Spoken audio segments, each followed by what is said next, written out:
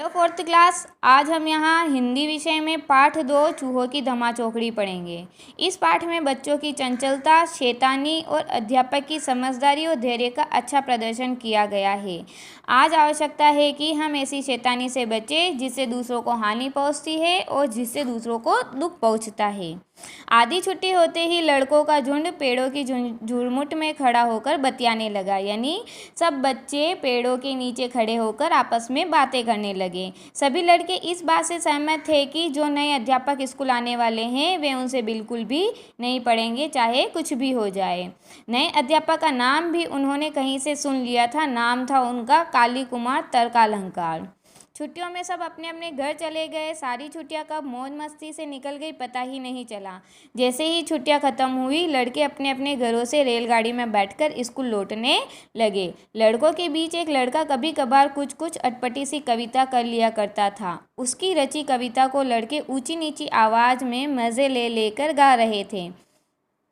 गाड़ी एक छोटे से स्टेशन पर रुकी और वहाँ से एक बूढ़े सज्जन भी गाड़ी में चढ़े। सामान के नाम पर उनके पास एक बिछोना तथा गोल मुंह वाली मिट्टी की 2-3 हंडियाँ थी जिनका मुंह कपड़ों से बंद था। साथ ही एक टीन का ट्रंक भी था और थी कुछ छोटी बड़ी पोटलियाँ यानी कपड़ों से बंधी हुई थी।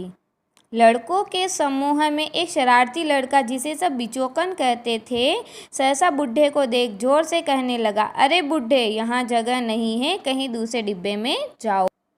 बुढ़े आदमी ने प्यार से कहा, बड़ी भीड़ है, कहीं जगह नहीं है, मैं इस कोने में बैठ जाऊंगा, तुम्हें कोई परेशानी नहीं होगी।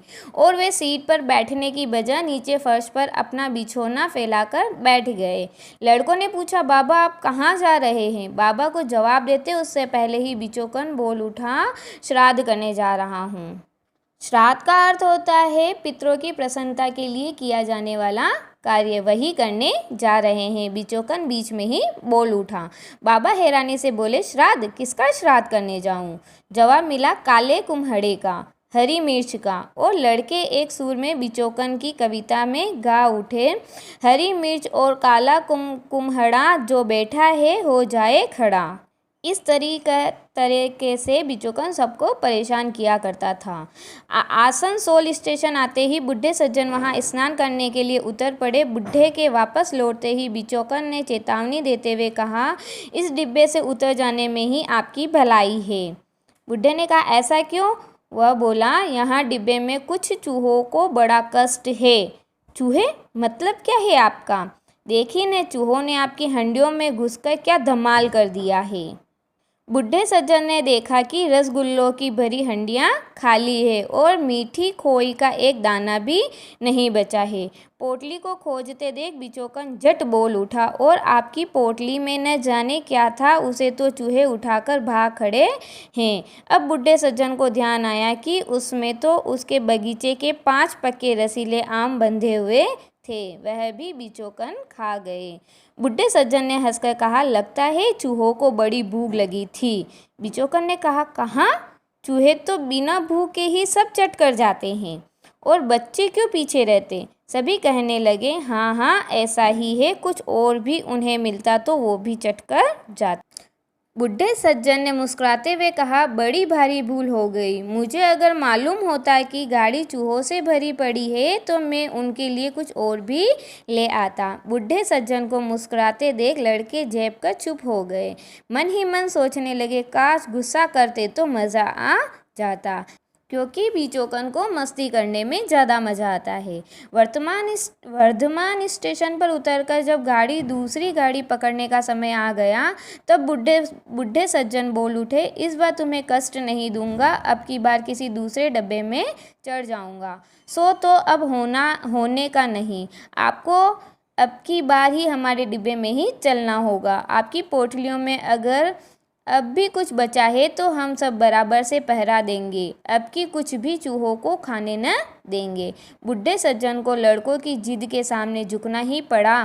थोड़ी देर बाद डिब्बे के सामने एक मिठाई वाले का ठेला आकर रुक गया। बुढ़े सज्जन ने मिठाई का दोना हर एक को पकड़ाते हुए कहा, इस बार चूहों की दावत में कोई गड़बड़ी नहीं होगी। लड़कों ने खुशी से हुर्रे कहा और मिठाई पर टूट पड़े। मिठाई वाले के बाद आई आम वाले की बारी। भला आम भी कहाँ बचने वाले थे। लड़कों ने खोज खबर लेते हुए पूछा, आप कहाँ जा रहे हैं। मैं रोजगार की तलाश में निकला हूँ, जहाँ काम मिलेगा वहीं उतर पड़ेंगे, बूढ़े सज्जन ने कहा। लड़कों ने पूछा, आप क्या काम जानते हैं। मैं टूलो पंडित हूँ, संस्कृत पढ़ाता हूँ, बूढ़े सज्जन ने उत्तर दिया।